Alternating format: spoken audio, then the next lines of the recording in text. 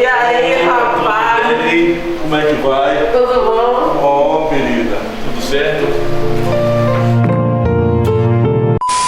Começa de novo. Jura? Juro. Vai, fica à vontade. Oi.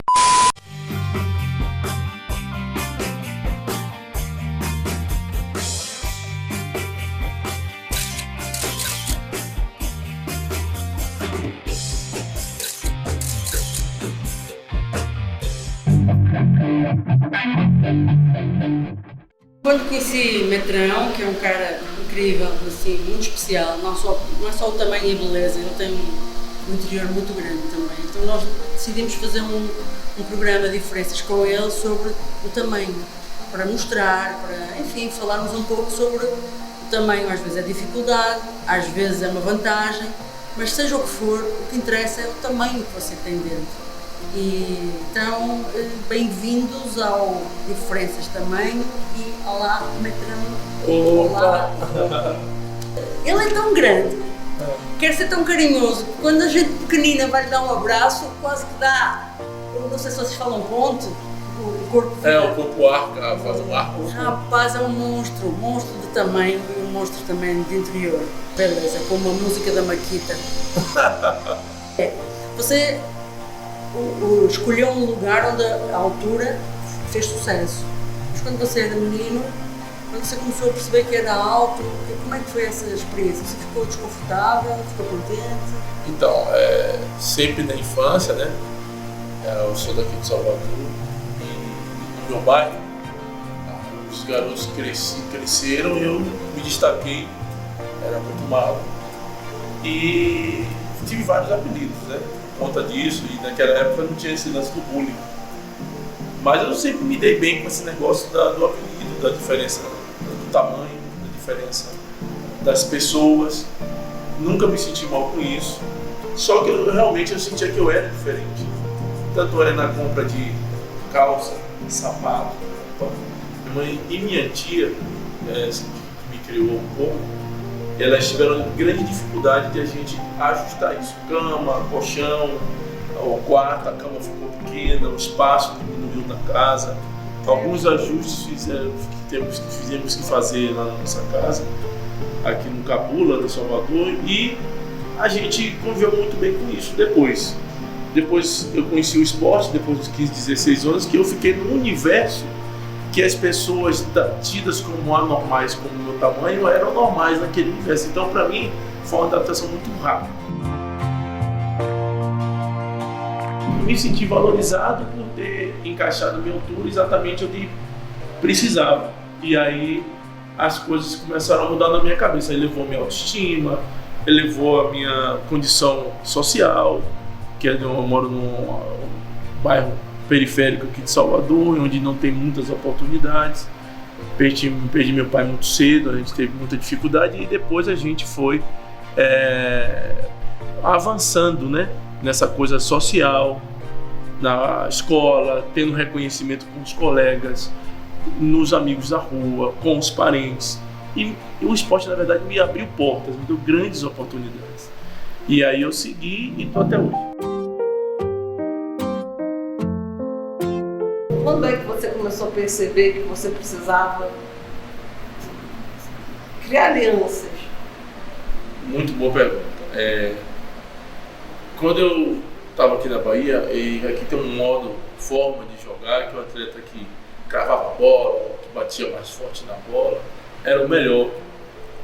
Então, isso culturalmente, na minha formação, no início, isso para mim era uma verdade absoluta. Então eu vou lá para fazer isso. Aí quando eu cheguei lá, que eu vi que não era nada disso, isso começou a mexer com a minha cabeça. Tecnicamente e taticamente ele foi me explicando ponto a ponto do que eu deveria fazer. E isso foi um turbilhão dentro da minha cabeça. Mas, para eu não me perder, quando te deu o clique, pra você dizer, uau, eu posso me coligar aqui, eu não preciso ser sozinho mostrando o meu valor, eu mostro melhor se o grupo me impulsiona, não preciso jogar sozinho, entendeu? Então isso veio aos 22 até os 25 anos. Tinha uma comissão técnica, tinha um preparador físico, o meu parceiro do lado, que morava na casa junto com ele, a gente conversava muito. Então a gente se ajudou muito. Então a gente criou até um vínculo de amizade muito grande, porque essa ajuda a gente passou isso para as pessoas. Foi nessa fase da minha vida que eu falei, opa, eu preciso mudar, senão nem ficar eu vou. Nem com essas boas características que eu tenho, eu vou ser aproveitado em outras equipes. Então isso ficou uma coisa muito latente em mim e esse foi o ponto gatilho da transformação. Eu avancei depois que nessa madurez. A madurez é o quê? Você precisar mudar e você fazer as mudanças necessárias.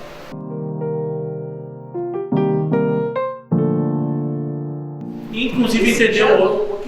Dói, nossa, que você acredita, você jogar, pô, mas isso não dá mais certo. Eu tenho que jogar fora, eu tenho que me desfazer, inclusive para entender o outro. Por que, inclusive, que esse rapaz é assim? Por que eu tenho que respeitar ele, mesmo tendo que conviver sem concordar? Então isso para mim foi muito difícil. Hoje eu lido isso com mais tranquilidade, muito mais tranquilidade. E outra coisa, amadurecer não quer dizer idade, né? Que é uma coisa que é uma dicotomia muito sensível, né? E nessa época eu tive que amadurecer, porque não tinha minha mãe perto, não tinha as pessoas que eu gosto perto, eram pessoas diferentes. Eu tive que realmente fazer diferente e ser diferente. Mas, ao mesmo tempo, como você falou aí muito bem, igual estar fazendo parte dele, parte daquele contexto, inserido no contexto e com o mesmo objetivo, porque viver coletivamente não é tão simples assim.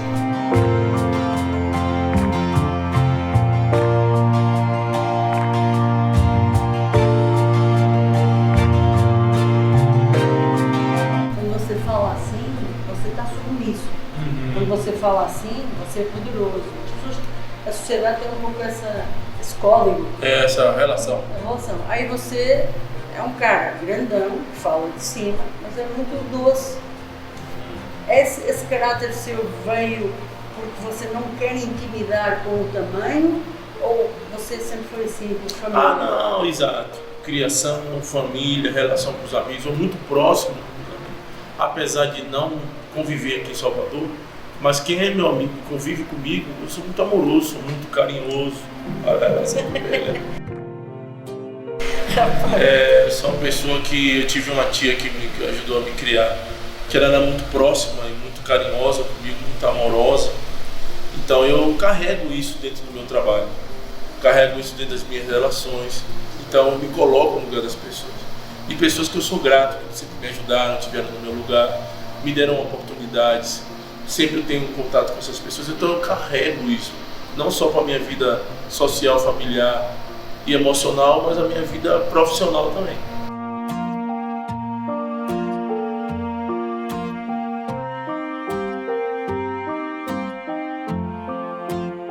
Então, pedir perdão é uma coisa muito difícil entre as pessoas. Você voltar atrás de uma coisa que você acredita é difícil. Então, pelo simples fato de você fazer isso diariamente, é um crescimento diário. É muito difícil você se manter acreditando naquilo que faz parte de você. Então, como você falou, a gente cresce, né? Eu mudei muita forma também de rever algumas coisas na minha pessoa. Esse ano mesmo passei uma dificuldade com os pais. Como a Ana falou, eu sou agressivo, eu sou um cara que quer que as coisas dêem certo, eu sou detalhista, sou um cara que acredito naquilo que eu estou aplicando. E os meninos acreditam também. Agora, tem uns que não aceitam. Só que se faz parte do coletivo, todos irão fazer. Só que não sabe por detrás daquelas informações, daquela postura, está formando um cidadão, está amadurecendo uma personalidade. E isso não é o pai que ensina, é a vida. Então eu aprendi com a vida. A vida me ensinou e as coisas boas que a vida me ensinou, eu repasso para as pessoas. Então o técnico não é só aquele que vai passar a parte técnica, tática, de estratégia de um jogo. Ele está formando, ele está forjando um ferro com temperatura, com pancada. E outra, a geração de hoje é muito mimimi, como eu disse no início da conversa. Ai, putz, fez sol hoje. Por que fez sol? Vamos encarar o sol, vamos tirar desse sol, para a praia, passar um protetor, estar com as pessoas, vamos ver o clima do sol, aproveitar essa coisa do sol. É uma dificuldade para de Salvador, mas todo mundo vem para Salvador, por que será, não? Então isso tudo reverbera na condição emocional do atleta. Então, à medida que isso acontece, a gente tem que ter respeito, a gente tem que ter cuidado quando for ter essa opinião, porque esses atletas não são só a parte do rendimento.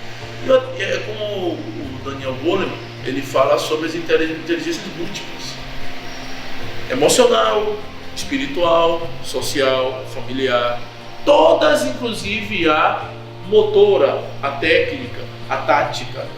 O craque é diferenciado, por isso que ele é cobrado. Então as coisas, elas corroboram para dar certo com um ambiente favorável.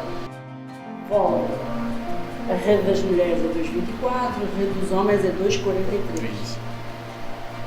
As mulheres é uma rede alta, para alguns homens também. O homem tem que trabalhar muito mais em evolução, enfim, é outro mundo, muda bastante. Mas você sempre sentiu que a rede era alta? Não. Você sem saltar, você já chega... 2,70 de envergadura parado. Então já tem uns 30 centímetros. Aquilo que eu conseguia mais ou menos quando eu saltava, numa de 2,24. Você diria assim, às pessoas que são altas e que andam aí perdidas, porque há muita gente alta que a pessoa diz, cara, eles são incómodos. Vivem em lugares onde é muito alto, sai daqui para ali. Antigamente, assim, as pessoas viviam como um avatar, né? Um avatar é uma coisa moderna, agora tem uns 5, 6 anos. Hoje, esses dias até andando no shopping com minha mãe, vi um rapaz bastante alto, muito parecido com o meu biotipo quando eu tinha 16 anos, um pouco intimidado quando ele me viu. Não sei se foi por admiração, não sei se foi por, puxa, tem um cara assim, puta, é possível ser normal, ser assim? Eu conversando normal, sou um cara extrovertido, brincalhão, dou risada, sou piadista. Então isso na sociedade é uma coisa até que incomoda os outros. Como que o cara é diferente e o cara tem uma atitude normal? Não, ser normal ser diferente, é ser normal também. Então eu não vejo isso como uma dificuldade, eu não vejo isso como um problema. Inclusive tenho muitos atletas que eu trabalho com a equipe sub-17 em Taubaté, que os meninos são magros, são altos, a média é 1,90. Os principais atletas desse time, 1,90, 1,87, são magros, mas é normal. Então eu digo para eles que eles namoram, têm vida social ativa, eles têm um bom relacionamento entre eles, vivem em um nicho de relacionamentos comum, então isso ajuda muito a você ser aceito, que grupos, né, de pessoas. Eu também vivi muito tempo no vôlei, então soube administrar isso, apesar de ser a diferença, porque o sul-sudeste, ele seleciona as pessoas. Então eu não fiquei lá porque eu sou bacana, porque eu sou baiano, porque eu torço boiano, não, porque eu tinha uma competência e eu cumpria bem a minha competência. Eu acreditei no meu sonho, minha mãe apostou em mim. Então isso foi um fator primordial para que eu desse seguimento à minha vida. Eu acreditei em mim mesmo. O que eu posso falar dessa sua pergunta é porque eu acreditei em mim mesmo, sabia que era capaz. E briguei até com a minha mente mesmo para poder me manter lá. Não foi tão fácil assim. Agora hoje eu colho os frutos de todo o processo que eu passei de adaptação em todos os aspectos da minha vida. Tanto de aclimatação, de relacionamento com as pessoas, diferença de cultura, novas amizades. Então isso para um adolescente de 16 anos que vivia num ambiente aqui em Salvador e foi para uma cidade, maior cidade do Brasil, para desbravar, cortar o mato fechado, para mim foi bem difícil. As pessoas quando têm uma dificuldade vão logo tomar qualquer coisa, pedir ajuda. Arruma desculpa, mas no voleibol, justifica. O esporte, no caso do voleibol, mas é um esporte de uma forma geral, ensina você falhou agora, mas você tem que fazer, então repete, tenta fazer de novo. Aí isso dá uma ajuda. Aí também, como você diz, não é fácil. Não é, eu não estou a conseguir, os outros conseguem e eu vou. Não, e também não é só o tamanho. Você sentiu o tamanho de uma cidade.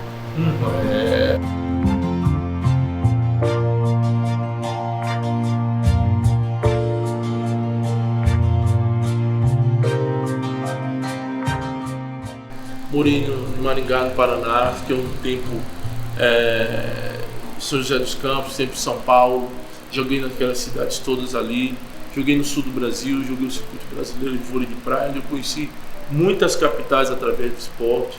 Então viajei bastante, só aumenta o leque cultural de você conviver com as pessoas, de você trocar, de você aprender.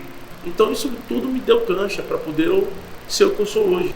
A sua mãe, quando viu você ficar muito grande, assustou-se? Achou que, ai meu Deus, o que é que eu vou fazer deste menino? Ou ela percebeu, como você, que o esporte podia ser uma coisa de sucesso?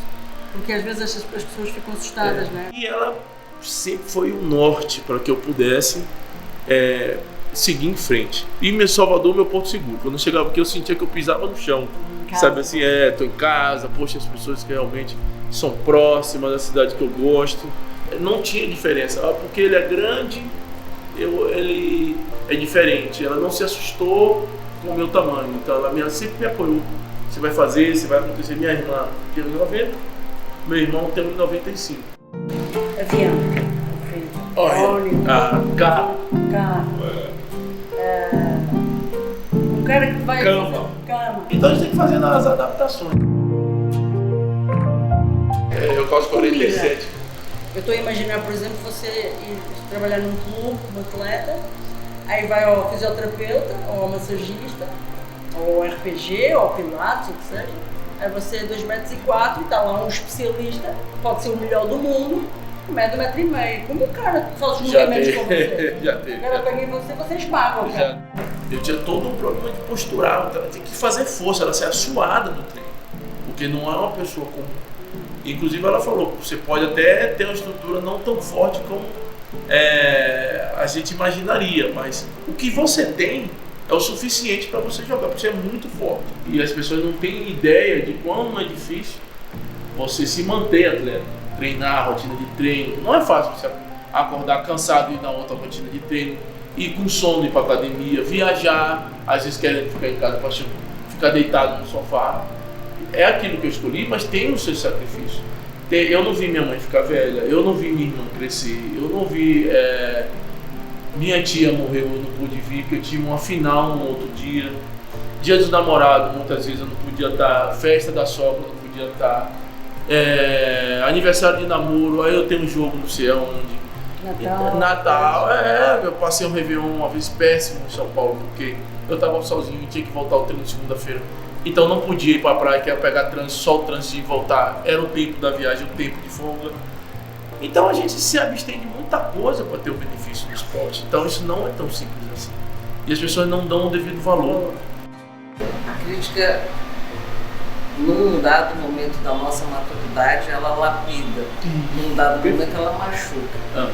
Mas o diamante, na hora que está sendo lapidado, eu acho que se sentisse dor, também é sentido. Porque lapidar é cortar, dar um formato, shapear.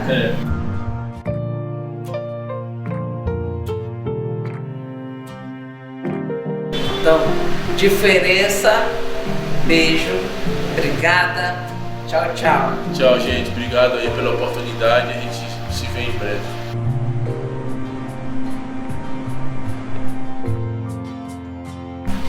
Jesus. Aí é banquinho. Obrigado, viu, pela oportunidade, muito bom. Foi ótimo. Foi ótimo, foi massa. Foi divertido, foi descontraído. Aninha, não dá pra você entrar na imagem, tá? Só entrou. Tô brincando.